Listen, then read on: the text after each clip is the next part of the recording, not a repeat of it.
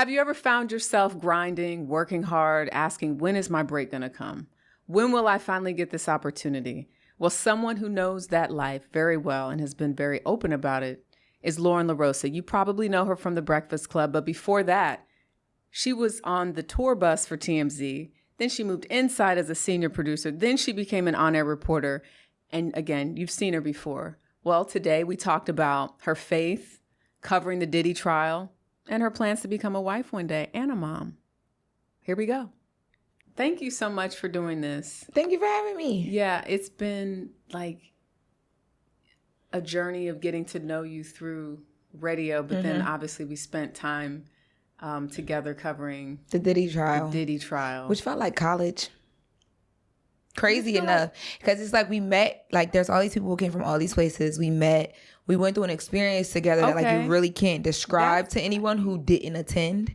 But at the same time, like everybody knew what was happening. That's a really good way to put it. It literally reminds me of like going to college. Like you can't describe your college, especially once HBC, you can't describe your experience to anybody who wasn't there with you at that time. But people know what, like, oh, you go to college. Like people know, oh, the Diddy trial was happening and media was there covering it. But they don't know our day to day of like, you know, everybody had like their friends they was hanging out with, people that was sitting with each other, people that weren't. Like it was the after parties after the trial, the happy hours after. Like there were, I built real friendships.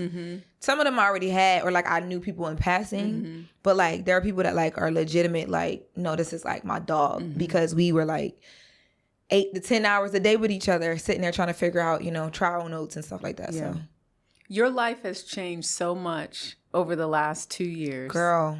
Yeah. And I just wonder, how do you manage it all? Because you went from TMZ as a senior producer to an on-air reporter to leaving that sort of story. Can we call it a network? The what, a newsroom? Newsroom space. I mean, what they've been able to build is unique and still very much a place that many of us go to get exclusive stories or, you know, see what's going on. But you left TMZ. You take a chance auditioning for The Breakfast Club. You see a possible opportunity to be a producer. You get that job. You get to fill in. You start your own venture, Brown Girls Grinding. Well, Brown Girl Grinding was 2016. That was 2016. That was like 2 years after I graduated from college. But you've been able to do all of these things, and I've watched you work. When do you sleep? Girl, I'm figuring that out right now. We do this thing on my podcast called, my podcast is The Latest with Loren LoRosa too. It's like an extension of what you get on Breakfast Club, but it's just me. Right. So you get to really know me. But we do an opening segment called The Behind the Scenes of the Grind Check-In. You got to come over. And I was just talking about that in our episode today. Like, you kind of just learn to steal little pockets of sleep and joy until you can prioritize like the real rest you need. Right. So like, I still haven't really gotten like that like full day or two off since Roots Picnic. Like we went right into Breakfast Club being live on Netflix as their like, first daily live show. And that has been happening all week, which is, I mean, we're doing the same thing that we always do on the radio, but you know, there's another component, you know, whatever. So I think you figure it out. I do schedule time now though. Like there will be like weekends where nothing might be on the calendar and I don't press to make nothing happen. Like I might be home and friends might not even know. Like I just really be home. Like I won't leave my apartment. And if I do, it's like food and drinks or something real quick. I don't want to really have to get dressed for real. Like I want to be able to just throw on like a cute little Lululemon or something like that and just like go out, because if not, you get so burnt down. And like I went through that too. Right. Like, literally just going when things first started rolling with Breakfast Club and stuff, like I was saying yes to everything because I was like, look, I don't have a job at the Breakfast Club. I'm just here right now. Right. So I need to be able to set myself up so that after I leave Breakfast Club, I can have some opportunities to figure out, you know, paying rent and all that. So I was burnout queen. You know, now I feel like I'm burnout baby, not even princess. I'm like burnout baby. So like, it's not as bad. You're finding ways to fight for that sleep that you need because in order to kind of be at optimal level in terms of interviewing and being present, you have to have sleep. And you can tell, I mean, I can tell days where I'm not, and I'm still not good at it. To answer your question, like I haven't answered that question yet, but I do know like I can feel when it's not what it's supposed to be. Yeah. So I'll be like, pay attention to your body. All right, girl. Yeah. You can't be up till 12 tonight and got to get up at like 4:30. Right. So I feel like when I started listening to you as sort of the journalist that was in the room, and I know your degree is in marketing. Yes. But obviously what you've learned at TMZ, knowing how, you need to check the source and get both sides and all of that, and absolutely covering the trial I feel like not only was it going to college, but it was going to, like, you got your degree in something that you will never experience a trial like that again. No. So, and it does force you to sort of grow up as a journalist when you have those, like, sort of assignments. But my train of thought, I'm like, I was going somewhere with this. You were saying you started listening to me as a journalist in the room. As the journalist in the room, and I think it was Angie Stone when she died. Okay. And you confirmed through her publicist. And then just watching you work at the Diddy trial. And I remember, I think it was Kanye West, the rumor about him possibly being there. And I think when he arrived, I want to say, and correct me if I'm wrong, it may have been a different situation, but I remember you being like, damn, I'm good at my job. And I was like, I love this about her. I love the confidence. I think it was reported one way. Oh no, I think was it the Kanye? It may have been something else. There were so many. It might have been Kanye because moments. I think it was like speculation of like, or maybe it was Kid Cudi even. I think it maybe it was Kid Cudi because there whoever it was, there was speculation about what day they would come. Yeah, and reports were saying one thing, and I was like, no, it's happening this day, and people were like, well, how come every time she do something with the trial, she say something different than everybody else is saying? And then it happened. Like what I said happened. I was like, do you remember saying that? Yeah. I said it to myself often, and I have to, because it's very difficult sometimes when you're like, and there are times where I catch myself not going against the grain, and I'm like, that's, Lauren, you're not trusting your instinct. Right. So when I do go against the grain, or I do hop out there, you know what I mean? And like the world is like listening, and I know that they're listening now. Right. And things play out, and it's like you really have to teach yourself to be above the noise. Yeah. Because you know who you talk to, you know what's going on, but you can't even tell people everything you know. You never can show all your hands as a journalist who investigates anything, because sources are private sometimes. You know, you just don't do it. So I remember that, and I say that to myself often, because it takes a lot of courage to do what we do. It also takes a lot of like time, and even if things are moving fast, like really, really fast, it takes a lot of like precision. So there are some days where I'm not as precise as I want to be, where I don't hit the mark I want to hit all the time. So and it's important for me to do that. So more times than often I am doing that, and when I do it, I'm real good at my job, because for a long time, honestly, until I got to the Breakfast Club, and I even went through a time even at Breakfast Club where I forgot, like, it doesn't matter the room or the space, like you're the magic, you're an asset. So I do it all the time. You have to walk in that. Yeah, and walking in that is a lot different once now everybody has their, like, it was easy when I was like shooting things at the wall and trying to make people like realize what I knew was happening, what I knew I could do. Now that the people are tuned in, everybody has an opinion. People can't wait till that precision ain't 100, it's 90%. You know what I mean? So you have to turn all that off and be like, no, I'm good at my job though. Like, it happens. How much of your praise and worship in the morning play into how you get started? On the days where I can do it. I mean, even if I don't actually, I have a playlist. But on the days where like I might have to listen to like something, interview or whatever driving in, and I can't listen to praise and worship, just my prayer in the morning. Like I've made a really good habit of like, before I pick up my phone to like check notifications, see if there's any new stories since I went to sleep. Sometimes I would do it on accident, where I'll pick up my phone first and I'll put it back down. I'll just be like, God, thank you for waking me up today. Thank you for allowing me to just do what it is I love to do. Like, I'm literally living my dream, and I thank you for that. And I'm grateful, and I always pray like, God, let people see you through me today, through my words, through my steps, through my intentions, through my body language. Like, let it be bigger than me. That's my prayer every morning. Because I think a lot of times too, in what we do is like,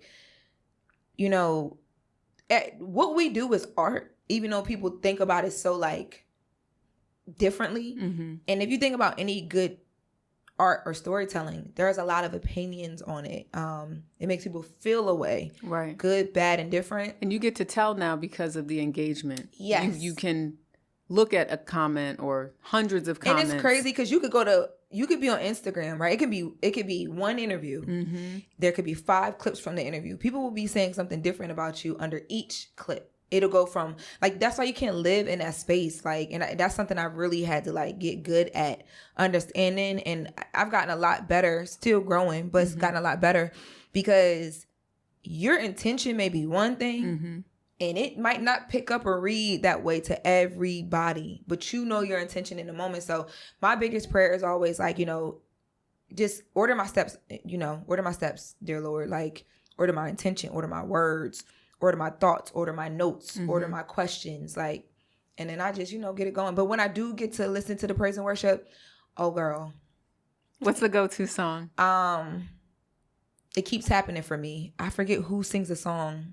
Dang, can I see my phone? I wanna say who sings it. Just because I want people to actually be able to go and listen to this. And it's the live version of the song. Can you play a little bit of it? Yes. Okay. Hopefully YouTube doesn't take us down by sampling. I was going to say. Just a second.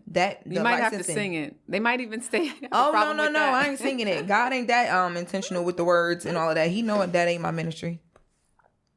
It is by Kier Sheard. I thought so, but I wasn't for sure. It's called It Keeps Happening. Yeah, that song is like, because it's not even about what I'm about to go do as far as like, oh, I want to get this segment right, or like I want to be right in this interview, or I'm learning the personality space. So like even that sometimes is like so different for me because in a newsroom, it's not about you.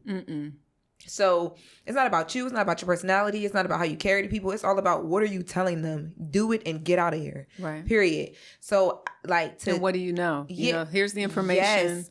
I'm not here to tell you how to feel. Get in, get out. Exactly. Like very sharp, very to the point.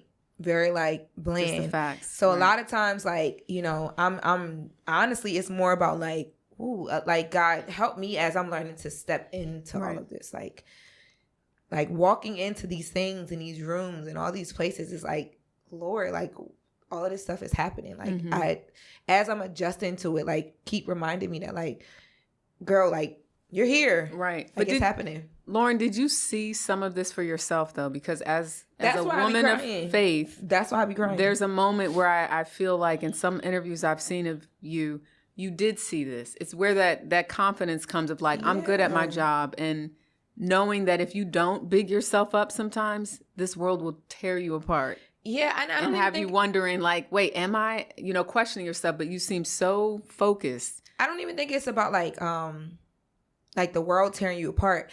I think it's just like when like people talk about like faith in God, and like, I mean, even if you take it away from whatever your religion is, like mine is God, and I lead with that. But even if you're just like manifestation or whatever, it's just the craziness of being like everything I'm doing now, I've been doing my whole, since I was like 13, 14 years old. Example. Hosting events, producing fashion shows, hosting the shows, doing interviews with people.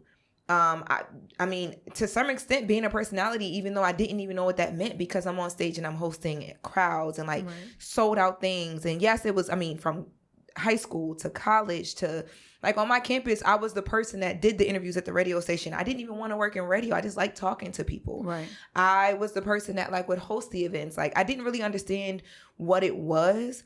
And just being able to tell a story. I didn't even know that was called being a producer. Right. But as I started interning and doing different things and getting out to the world and seeing people that were really doing it, I'm like, okay. But I remember in 7th grade telling myself, I don't know what this is. I was on stage. And, my family is very like, they all do some things as well too. But I remember being like, I don't know what this is called. I did a America's Next Top Model competition, and you did America's Next Top Model, but it was like a 7th grade, like middle school one. Like they just remade it for the students. I did audition for the America's Next Top Model, for like 5 years. 5 times you did? Yes, my freshman year of when I was going into my freshman year of college, that was the first time I got an actual call back to New York. I got called back to New York, and then it didn't go nowhere beyond that. But that was that's what I'm saying. I've been at this for a while just in different facets, because I have a lot of things that I want to do. And I thought starting in other places was the thing to start at. And then I moved to LA and all of this stuff happened. But it's more so, back to the original conversation, it's more so for me, it's like, God is so real. And like when you feel that, it's just like it's emotional. It's like literally everything that I've ever had conversations about or thought about, not only is it happening, but it's like tenfold. Like, it's almost like that idea, I'm sure you've heard, it's like you tell God your dream or your wants, your desires, and meanwhile there's something way bigger than you could have ever even imagined. Yes, like I did not plan on crying today. Like they're good tears. I know, they're and I'm always crying when I talk about this, and I think it's because like if you know me for a while, and I know like the world is just me and me, but anyone who's known me for a while knows like I've been working really hard for a long time to get to a point where like I could be able to provide for myself and my family in a real way from this. And we're here now, and it's like it's the beginning. Like I'm learning so much. Because you're 34? Yeah, I'm 34. I'm learning so much. Like so much is new, and there's so much more to come. But yeah, it's always like, man, God is so real. Faith is so real. Like, wow. And I feel as though I'm very interested in when you say things like, I haven't even scratched the surface of how God has shown up in my life. When you talk about whether your mother was suffering from cancer at one point, and she's okay now. Yep, she's good now. So she's just in the phase of like just getting follow-up scans. But even that was crazy. But that was my first not my first, because I've had other. God is so funny. I've had other things in my life where I've literally said, "Well, God, just show me, give me a little sign," and He will. When I say show me, snatch me by the neck. So I've always had this like very strong relationship with faith and God. Where does that come from? I was raised that way. My family's like that. My grandmother's like that. My mom, she's not the biggest get up every Sunday and go to church person, but she's like that as well too. And my mom is an entrepreneur. I've never seen her work for anybody. So I think when you're building something from nothing and you're sustaining off of it, you have to be. So I was raised that way. But yeah, like, man, my mom got cancer and all that stuff was happening. I was like you don't even think past the moment you're in, because it's hard to. But once I came up out of it, I just was a different person. I'm like, man, you can't tell me nothing about anything. I already was willing to just jump out the window and see, how it goes. But after that, I was like, oh, if I jump out this window, I'm gonna fly. And if I can fly, like, where do I want to go next? Like, that was literally the conversation I was having with myself. And I really didn't know. Right. I just was like, you sitting at the window looking outside of it. Why? Like, you've been through there's so many other things that you've had to figure out. And like what? The cancer battle, that was like first for us. Like, I'd never even seen my mom have a cold. Right. So that was a first for us, dealing with the doctors and the insurances. I mean, college, like the first of my immediate family to go to college, number one, and then to get through, figuring out all the loans and just being in that different space, figuring out work after college.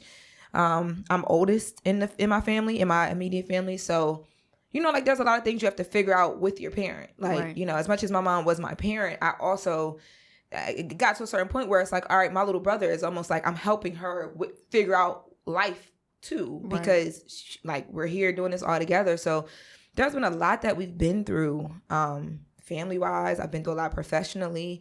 I done had so many different jobs and careers that I knew, oh, I'm just doing this until I get to where I'm going. But other people will look at it and be like, girl, that was a whole career. Why did you leave? And I'm like, oh, because I know that there's more.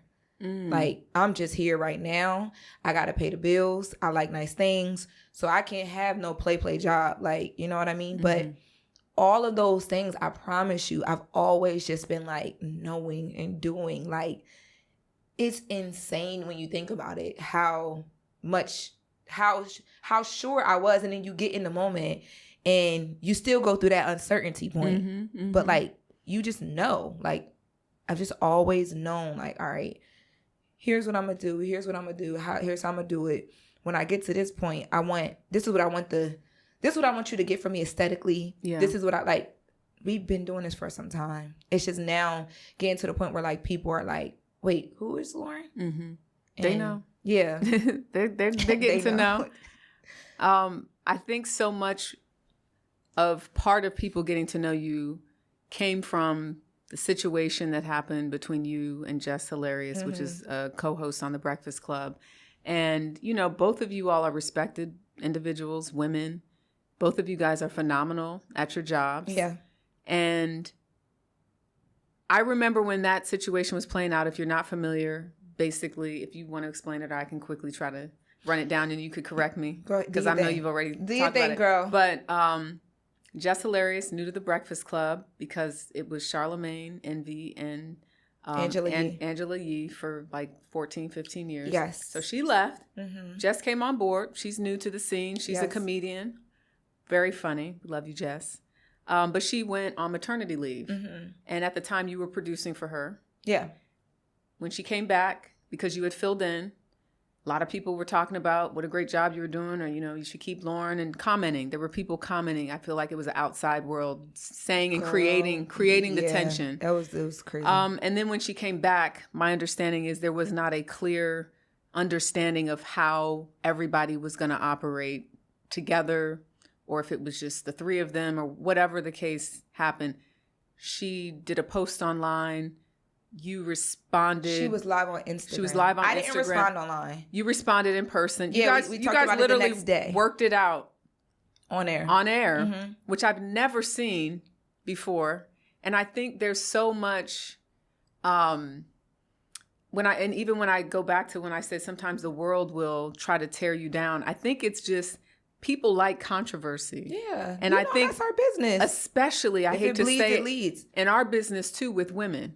So people want to naturally like, oh, you better watch your back. Talking about that. So I think for a lot of women too, who I remember coming on the show and just saying how proud they were of how you guys handled the situation. You eventually poked fun at it, but you've described it as a real sisterhood of sorts because you worked through it. You guys still work there. You guys are still doing great work, and you move on. But I think that's the first time that we've seen like something like this publicly play out in the media space, and it was like, oh my gosh, who is this? Who is this Loren LoRosa, and how is she going to handle this? And people thought that it was fake. I mean, people to this day still be like, "You sure that wasn't staged?" Because we had announced my podcast right after that. Right. That my podcast was supposed to be announced the week before that, but so that was already in the works. Everything was already happening, and that's why like when I came back in, and you know they were like, "Hey, would you want to be a producer?" I was like.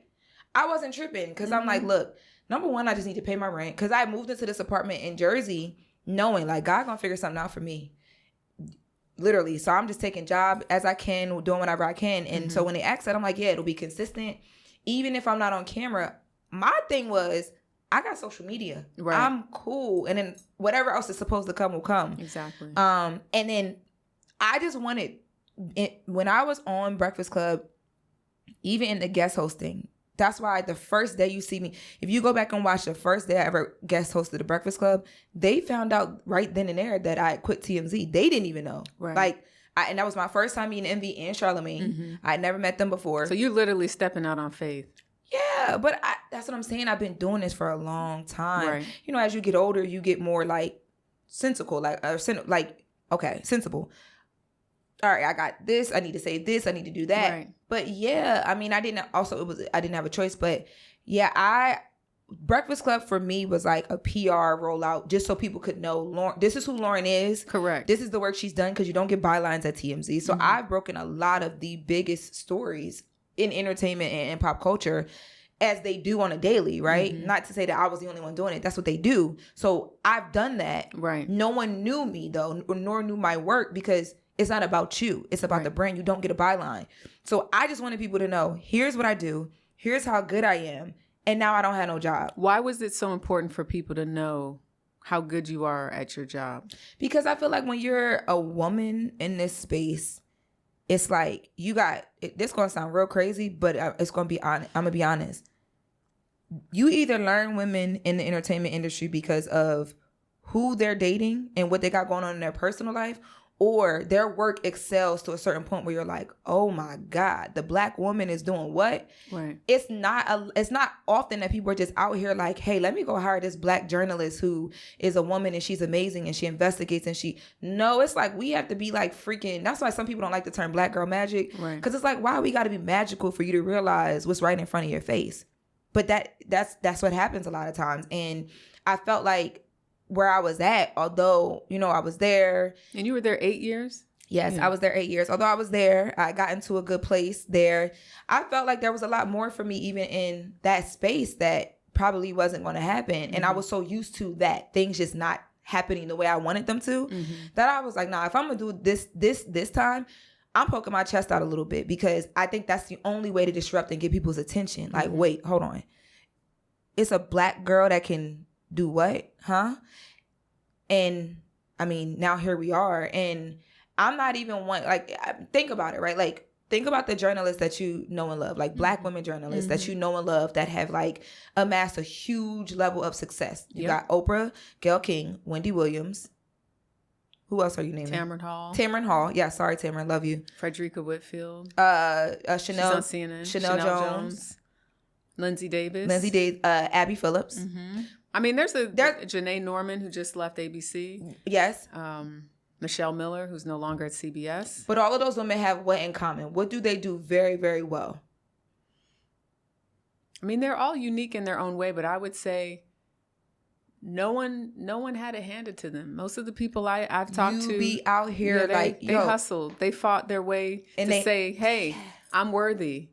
But I think, yes, one of the things that I really enjoy about sort of this podcast and space, I Am That Reporter, is because it's very journalism adjacent in terms of everything that I've been talking about. Yep. And the industry is changing in ways that I don't think anybody could have predicted last year.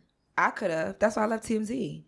When I left TMZ, that's why I wasn't tripping. I'm like, yo, honestly, if we being really honest, me becoming one of the biggest actors and not working for anybody puts me in a position where I can work with, not for, whoever I want to. Yeah. When I was leaving, I'm like looking around the space and I'm like, all right, you got, in the entertainment world, you have Wendy Williams, but she had like gone off air, but like people are still very reminiscent of Wendy on air. Jonesy in the morning. Wendy Williams, you have Angie Martinez, you have the women we just named, right. You have academics. I was saying Jonesy in the morning. Jonesy in the morning, yes. You have academics, you have Shade Room, you have Hollywood Unlocked, you have Baller Alert. Where's the middle point? Yeah, and I was even thinking today about whatever happened to World Star Hip Hop, how they were the beginning. Well, when Q passed, I feel like when Q passed away, who was like it was his. Yeah, I think it kind of, interestingly enough, after he passed away, they were trying to find a face for World Star Hip Hop, and they came to TMZ. Mm-hmm. We tested a pilot for myself for me to do that, and it just never went anywhere. But there were always these little moments like that, and I'm like, I'm watching the market, I'm like, yo, and I'd even mentioned it in the room to certain people, like, hey, I think if we built something where, like, I remember one time I asked Harvey, like, yo, send me to Atlanta. Let me build a newsroom in Atlanta, like a mini sit down. Because there's lots of news coming out of Atlanta. Sit down interview conversation, but we still keep it high level like TMZ. And boom, like that middle point of all the things we just named, I'm like looking, I'm like, there's not any of that. And what happened? Nothing happened. Yeah. But my point is that nothing happened. Also, I'm looking at the space and I'm like, I don't see that. And then also I'm in the newsroom. So I'm seeing Cardi B, instead of her giving a statement to an outlet, she's just posting it directly to her Instagram. And her Instagram is getting the same amount of views as our top story on our board. So as I'm realizing that, I'm like, honestly, unless a celebrity really just loves you and like really believes in the platform or just wants to go through the motions, exclusives and the way that that's happening is even changing. Now it's like you have to be a part of the conversation where even if you're not telling somebody something first, they want to hear your point of view. Yeah. And I'm like, who is doing that in the space of like, at a high level understanding pop culture and things, but also you outside too, you know what's up. Like you culturally, you know what's up as well. And I just didn't see it. And I knew that it was going to get to, I literally told myself, if I don't do it now, somebody else going to do it. Because where else are we going to end up? Like, .coms, like TMZ is doing what they're doing because they're first, right? But a lot of .coms like are trying to figure out how and how to make money. Independent media is here. Like they're partnering. These .coms are going to the people that are leaving the networks or getting fired from the networks now, creating shows and being like, hey, can you work with us? Can we stream your show? Can we put your show on the platform? That's like, but it only makes sense. But that's I have a business degree. So that's that in me. I'm like, I'm looking around the market. I'm seeing what's not happening. I'm seeing what is happening. And I'm like, all right, girl, so where are you going to position yourself? Because right now you just sitting here working at somebody else's like brand. And I don't mind working at someone else's brand. I do it with the Breakfast Club, but the Breakfast Club empowers me to also be Loren. Correct. And that was a different story as well, too. I knew that I needed to get somewhere that did that. What do you think the difference is today between, and is there one maybe, a journalist and an influencer? Girl, I think there is still a very, very much so there is a difference. And a lot of people, maybe they will appreciate the conversation we're about to have about this, but it's like you have to really understand it, in my opinion, to appreciate it. An influencer will have a platform. Both have platforms, right? If the journalist is doing it well. Because a journalist may be great as a journalist, but not have platform or not. And that's new. Yeah. Because the old school journalists might have looked at the social media stuff and they're like, I don't need to do that. Yes. But now, if you're really trying to reach as many people as possible, you have to. Yeah. Yes. So the difference is like, okay, yes, there's platform, but the biggest difference is, number one, that influencer is always people facing. That journalist, depending on what outlet you work for, they might not even allow you to say, hey, I wrote this story. You can't go and do them panels. You can't be on Instagram. You can't be hanging with the celebrities. You can't, like there's a lot you can't do as far as building your own voice. Right. I think opinion has been a conversation too. Of course, an influencer can be a lot more opinion based and opinion led. I think journalists now can do a little bit of it, but you have to be so good at how you do it that people understand and are able to separate what's fact from what's opinion and what's personally yours versus what's just the factual information that you've come across in research or breaking the story. I feel as though people hear so many opinions that I like the idea that I can just tell you this is what was said. Yes. There was as we sit here today on June 4th, this episode will come out at the end of the month, but we had a freelance journalist in Zanzibar that's been helping us cover the influencer Ashley Robinson's death. And they sent me something this morning, and they were like, looking at her toxicology or her autopsy. Correct. The report that they had been working on for weeks came out. And they said it appears she died because of an attempted suicide, that she tried to hang herself. And, by the time they got to her and got her in the hospital, that's what caused the death. This is what they're saying. Right. I'm not here when I do my quick update to say what I think or what, certain things that have been told to me off the record, which is another thing you got to respect. If somebody's telling you off the record, that's the difference between an influencer and a journalist too. You off don't the record, try to put it out there. Source. Well, because you're not going to get everything to me is about gaining trust. Yeah. And if this is the long game for you and you have any type of integrity, why would you break that? Because most influencers, and here's another difference, most influencers aren't thinking about, maybe you might have a smart one here and there. Most influencers aren't trained to even understand that. Like most regular people. But on some humanity type of stuff, if somebody's telling you, I'm going to give this to you, you would think you would want to respect that so that you can keep the relationship. And also just some of these topics are so sensitive. People want engagement numbers and virality. Period. But I think you can still do that, Loren, and keep that integrity in line. You do it. The best of them. You're not out there. The best of them just do. Like trying to throw people under the bus. And everything to me is like attribution. I'm not saying this. They're saying this. This person is saying that. You decide how you feel about it. It depends on, look, man, it's so many different people doing this. It's like, it depends on what type of influencers you're talking about. What is the world of it? Because I feel like there's like, how there's Instagram, there's Twitter, and there's Threads, and there's LinkedIn. There's so many. But there's all of those. Do you do Substack by any chance? I don't have a Substack, but I do go and read stuff sometimes, depending on who it is. But all of those places are different worlds. Like Twitter be the wild, wild west, baby. Right. The Twitter is the trenches. Instagram is a little bit more curated, and depending on who you're following, you can either be in the trenches or you could be at a nice little luxury villa, right? Depending on who you follow on Instagram. And TikTok, I don't know. It feels very young. TikTok, I don't know. I feel like TikTok is a lot of who you follow. Yeah. But to me, TikTok is like, it depends on, I think TikTok is a place where it depends on what you want. But now I feel like things just get fed to you. But I say that because on TikTok, you could follow all the legitimate outlets, right? Because they're all starting to do it. And now they have people sitting with phones and all that, like influencers.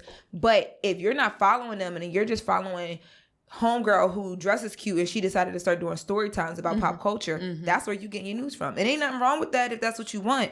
But you have to know that, like, it might not be the same as, like, if you're following a Daily Mail, a Breakfast Club, a You on TikTok. But then you got Threads where the conversation's a little bit more elevated, but they can get trenches too. But I think Threads is like mini Substack. What do you think this picture looks like for us as humanity, with all of these different factions and people giving their stories or take on what's happening in the world, what's happening in this country? I mean, I think it's people. That's a very broad question. It is, and I was trying to figure out the best way to answer. I think, how does this end? Where will we be 5 years from now? And I think that's also something that I often think about, because I just could have never imagined the space that we're in now, even though you're like, that's why I left TMZ. But think about it when you came in, right? Like when you 20 years ago. Okay, but when you came in, there's always a cusp of something changing. Like, but it was like technical. You know, they went from editing on machines versus the digital or, you know, Final Cut Pro. It was but think about how different that was. The people who were on the machines and on the print side of things were like, oh my, I remember when I was working at TMZ, because I used to work at a magazine, and I won't say their magazine, it was a fashion magazine. I remember running into the girls I was interning with and telling them where I was at, and they thought it like, oh, you work for the tabloids. And now that tabloid TMZ is they still there. Them people got jobs. That magazine is not even, them girls been fired because they don't have business anymore. But I say that to say there's always a shift, and when the shift happens, the people who have been in a space always look at it like, what is that? Why? I think what it is always in every shift, the cream will rise to the top. Right. And people have to choose whether they want to indulge in the cream of the crop or the rest of them. And maybe you dibble and dabble, because every now and then I get my fixes other places of, like, you know, all of the ratchetivities. Like I really be around. So like there's certain things that I want to know what's happening with, but I also understand when I'm reporting things and how I'm reporting them and why, and what I bring into my space and why. And I'm learning a lot more of that now that I'm a personality.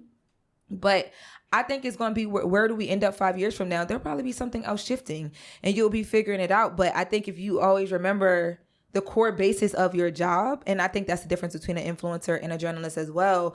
The core basis of an influencer's job is a lot different than the core basis of a journalist's job. Right. If you are a journalist, and I mean trained and bred in a newsroom, your core basis is never about you in the beautification of it. Your core basis is always, is this right? Is this correct? Have I checked? Like, it is so drilled in you to be like, wait, information first. Correct information first, format of the information first, and then beautification, story, presentation, lights, camera, action last, if even at all. Some journalists they've never even experienced that. But it's television, right? You're telling this story through this visual medium. So yes, you do have to come presenting yourself in a certain manner. But it's a lot more loose now, though. It's a lot more loose, accepting, like, because it's more real, it's more authentic. It's not 100%, but so also, cookie cutter. Also, too, I think we've gotten to a place in the world now where it's like people want to feel something. Right. There's so much out there, to your point, and so much going on that if you don't feel something, you don't even know if it's real at some point. It's like, I'm watching local news, and I love the fact that the local news girlies be going viral and all that now, right? Because I remember coming into it, like, local news was like, I don't know if I want to do it because I don't want to get stuck there. When honestly, if you do local news, you get the basis for everything across the board, from the newsroom to teleprompter work to out in the field work. Like, I was lucky to come into TMZ where Harvey comes from that. He's a real newsman. So you do all of that in there. It is like its own network. Like, we do everything, affiliate work, on the ground stuff, whatever. But now those girls, right, they're doing their local news shots, but like, maybe they're on Instagram too, and they're able to work with brands as now, because people just, I don't know, they want to connect to you a little bit differently now. And I think where we'll get to is you'll have all of that, but the people who will be leading the conversation and leading the charge, ownership will be important to them. Connectivity will be important to them, but doing the work will always remain important to them. And I think that's what we'll see, but it'll be across so many different genres. Like, we all won't look the same. Like, you'll have the political people who've come from like the CNNs or the News Nations or wherever that are deciding to just go and create their own things on YouTube. You'll have, and that's happening now. 100%. You'll have the YouTubers who, you know, the cream of that crop will rise as well too, who are like the best at the storytelling and, you know, the more jock opinions, sharp, crazy opinions, and the best of that will rise. You'll have, you know, us. I feel like I'm in kind of like a middle space, like the people who are able to be personality and like also a bit real and a bit more relatable will be there and will rise to the top as well. And then, you know, even with you, I feel like in the time that I first ever followed you to where you are now, I've seen you come into your own just as your own personality outside of the network that you work for. Thank you. And a lot of that is because I'm sure you're recognizing what's going on, but people respect what you do. I see what's happening. And I don't want to, I love what I do. Yeah. I love what I do, Loren, and I love still traveling to tell stories. I don't want to just sit in front of my phone and regurgitate information that has been confirmed by CBS or other people. So I that's important to me, to still go out there, talk to people, understand the community, the culture, and all of that. Are we good on time? No. Okay. I was just looking to see like how because my foot was stuck on the chair. I'm like, I probably look crazy trying to get out this chair. But people respect what you do though. Like, because I mean, it's not even about where you work. It's just about how you approach your work, how thorough you are. Like in your interviews pick up, and they don't just pick up for people who like watch a certain news network, a cable news network, right? They pick up, they all over the blogs, they all over Twitter, Threads, all those outlets we just talked about. But it goes back to you're really thorough at what you do. So wherever you go, people, you can't, like, that will always be there. And I think that's what we're going to see is like people find what platform is really mine and how can I lean into it. Right. And then you'll see like the streaming platforms, like streaming, that's the new daytime television, the new night shows as well. Like cable networks, that's going to die out. Like 100%. Everything is going to be like Amazon, Netflix. That's why it's so fire what Breakfast Club is doing. Amazon, Netflix, Tubi. I think you're going to start seeing like people lean into more like live shows and things like that across Twitter. And I love a live event too. That's why even when we did the panel together for Diddy, that was so important to me because for one, like you mentioned in the beginning, this was like a special moment that you can't quite explain what was going on at that time. You had to be there. It's kind of crazy to call it special, but I know what you mean. But when I think about that or when I say it, I always be like, not what we were dealing with. Not what we were covering. But just like there was a shift in even media at that point. Absolutely. And that's like, why I said that. Because it's like it opened my eyes, which I wasn't on Instagram as much. I remember us talking about it. And then I started posting every day. Oh, about how it was changing in this you moment. Were talking about how Celia was teaching you how to do, I think it was Celia teaching you how to do the videos. Yes. Yeah, Celia, the girl who does Diva Docket, who I can't think of her name right now. Oh, I follow But she's doing really well. Yeah, oh my God. I follow her a lot. And actually, and that's what I'm saying. Yeah. So like even on Twitter, right? But I met a lot of people too that I would not have otherwise probably connected with. Stephanie Sue. I mean, first in line. Got one of the top criminal podcasts out there. Yep.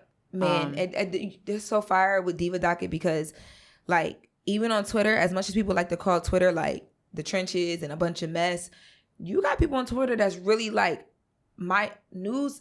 I tell people all the time, news is first. News hits Twitter before it hits everywhere else because in real time, if you see something, you say something. People go to Twitter.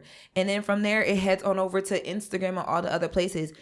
Somebody like her, that's where a TMZ sits and they have people that do exactly what she does. She doesn't have to be at a TMZ. She's doing it literally straight to Twitter. Yeah. And people are picking it up right from her. And that's where we're going. Like that's where it's headed to.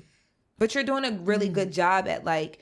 Thank you. It's legit because, you know, we know your background and your training and where you've come from. But at the same time, like, you're not afraid to be like, okay, I see things changing. So like, let me take all of my legitimate, you know, in the conversations I have and bring it to where it's at. A lot of people that come from, you know, 20 plus years at a newsroom or wherever, they're so opposed to things that by the time they wake up, it's something else new happening. Yeah. Like it's because the Diddy trial for me and knowing like, no, let's just get straight to social media, period. I don't got a job. I don't work at TMZ. I'm at Breakfast Club now. How can we figure this out? Boom. Just put it out. Charlamagne was like, yo, I'm like, when I come out of the newsroom, when I come out of the trial, it's going to be so much information. Like, yeah, it was always a lot. And it's like you get to like 8 hours. Figure out, how do I whittle this down? I would be writing my notes in court because I'm like, some of this is so extraneous that I don't think most people, it's too granular in the weeds. You have to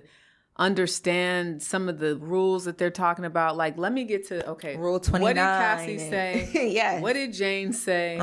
What was Diddy's reaction? Yep. You know, what were the jurors doing? I mean, the color was important because there was no court TV camera in there. Nope. So everything, whether it was a gesture, it was, and that was a wild time. It really was. Yeah, looking at those jurors and looking at their reaction when they're watching sex tapes. It was like we were watching a television show and just telling a friend about what we were watching every single. Well, that's how I looked at it every single day, and just taking it straight to social, like, and it worked. Speaking of which, you know, he had the appeal. Yes. And any day now we could find out what's going to happen. Mm-hmm. Did you listen to the arguments on the defense? No, I was. Where was I? I was somewhere. The date that happened, but I didn't listen to it in real time, but I did go back and, you know, I went back and caught myself up, and I've been in contact with the reps for Diddy's attorneys, just trying to stay, because they thought it was going to be way sooner than this. It was supposed to be because it was expedited, right? And they haven't heard anything, and I'm trying to figure out, like, well, why? What do you think's going to happen? I don't think that they're going to grant him an appeal. Well, the appeal. I mean, I'm sorry. I don't think that they're going to. I don't think that they're going to just let him walk free. I don't think so. And the only reason why I don't think so is because I get where his team is coming from about how, like, do y'all not think that this is too much and this is the time that he's already served? Mm-hmm. But I think what we saw with the judge the last, like, 2 weeks, where it was like, yes, I understand, but because of your power, your money, your resources, and your lack of restraint at this current time, I don't believe you. I don't think that there's a deciding body in the world that would fully believe that this little bit of time has changed or reformed someone to the point where, like, we won't see this again. And I think courts are always thinking about how can we protect community, even though people will argue, well, what you're leaning to is that video and the things that happened in that video with Cassie, which is not what he was actually on trial for.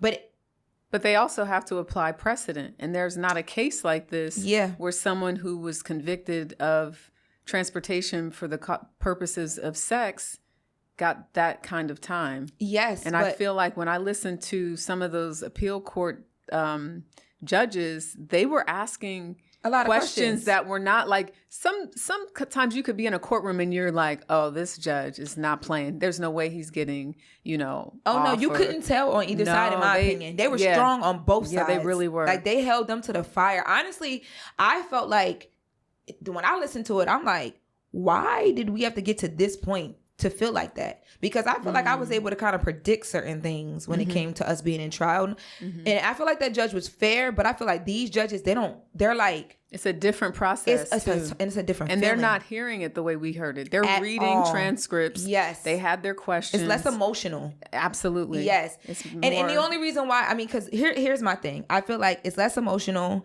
I do think something is going to change. I don't know what that will look like. I think so. You think it might get knocked down a little bit? Even if knocked down, yes, I don't really know exactly what, but something. Supposed to get out in 2028 right now. Yes. Something's going to change, I feel like, but I don't see him just, like, walking scot-free from this. Like, and them being like, the lower court messed up, let's fix this. Like, I don't see that. Well, we might have a decision by the time this podcast comes out. I know. And wow. It'll be like, well, this is what we thought, and this is what happened. We thought. I would not be surprised if he gets out sooner than the date that has been set. I'll say that. Yeah, I wouldn't be surprised that is what. But I would be probably should happen. I would be a little shocked because I'm going on vacation, and that shit better not happen while I'm gone. I think I was on a vacation. I do not feel like doing an Instagram. Hey guys. I feel like, no, I'm gonna be honest with you. I feel like I was on a vacation and I refused to be like, hey guys. Yeah. Good for you. I'll catch the transcripts and. Good for you. But this would be significant if he got out. Yeah, no. But I told myself, unless something crazy oh my God, we never seen this before happens, I'm just going to like monitor like what headlines are saying and what the reports are saying. And then I'll get back. I'll get transcripts. I'll read through it. We'll talk about it. We'll figure it out. I'll debrief with like as many attorneys who speak to me, whatever. But this one, yeah, girl, you're going to have to be like, hey, guys, mine was a little different because I knew that they were going to just be in there arguing back and forth. Right. And I already knew what the arguments were going to be. The only thing that I would have like wanted to like, because I know there were some audios from it. Mm-hmm. That's what I heard. Yeah. I wasn't able to make it either. And I listened to those. I think it was Megan Cuniff had a couple of those audios. I think on her Substack. But so I listened through that stuff because I wanted to hear tone. And I wanted to understand like, all right, judge-wise or panel of judges-wise, who are we dealing with? What is it giving? Right. And when I heard the tone, at first I was like, I hope it's just not like this on one side. But then when I heard them giving that same vibe to both the prosecution and the defense. Either. It's only like an hour long. No, but that's why I thought maybe they would actually be able to meet the expedited timeline because Diddy's team thought that it would be under 6 weeks that they would hear back. And it's been more than that. We're like right at that 6 week mark. Yeah, today. they thought 6 weeks was like plenty of time for them to have a decision. Too much time. They were expecting something way sooner than this.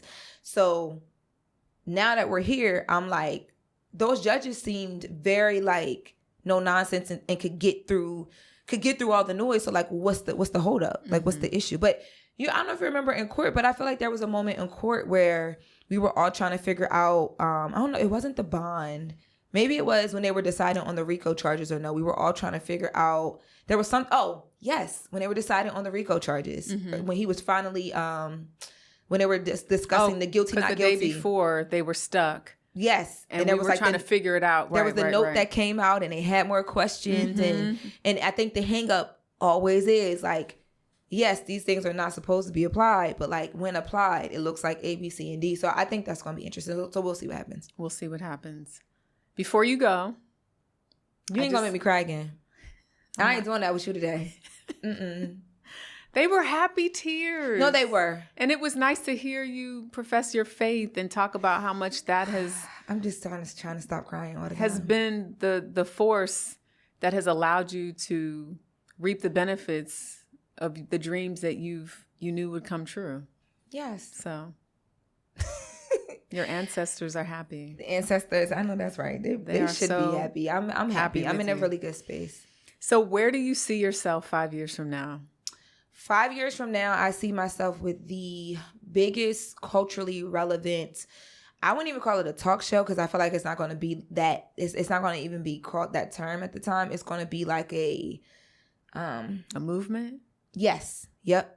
I see myself with the biggest culturally relevant movement where you'll be able to learn what's happening, why it's happening to you. And it won't just be me at the helm of it. There'll be a whole like team of us that are just like out here in all facets. We know Harvey. Would you be Loren and executing various things happening across the country? 100%. Yes, 100%. And that was always the idea when I created Brown Girl Grinding. But it also will be so it'll be within the news space, but even separate the news, like we'll be in the storytelling space across like films, shorts, across fashion. But we'll be kind of having it. We will be the pulse, and I say we, I mean me and Brown Girl Grinding, and what that team will look like 5 years from now. It will be the pulse of what you care about and why. And you're going to want to need a strong journalist there to help possibly. Oh, 100%. And that's why I'm making all these friendships and showing up on these podcasts. Because when it's time to build that team and build that army of people, like I'm doubling back. Like, hey, what you doing? That's Dinette over there, and I see you doing this. Come over here. Let's take the word where they're going instead of waiting for the word to tell us where to go. Amen. That's what I'll be doing in 5 years. And I'll be a mom and a wife. And how's that going? Oh, it's going amazing. Are we getting the steps I'm not to pregnant. Get there? We know you're not pregnant. Oh, I just had to say that because people will be like, I said a mom and a wife. You like, how's that going? Amazing. I'm not pregnant, but we're getting closer to those things also becoming a. Yes, we are. Yes, we are. What a lucky guy. Yeah. What's his name? No exclusive here today. No. Loren LoRosa, thank you so much for joining me. Thank you for having me. I appreciate you. And I really am, before even meeting you, been a fan of you being able to hold your own on the platform that you're on. So thank you. Congratulations on everything that's happening for you. Thank you. Girl, you was killing them interviews during the trial. Thank you. Which is a big deal because they don't talk to everybody. And the podcast that you have now. And you are... Girl, you all the things. So keep it going. I appreciate you. You're welcome. Please like and subscribe. I am that reporter. Thank you for watching. You are. Yes.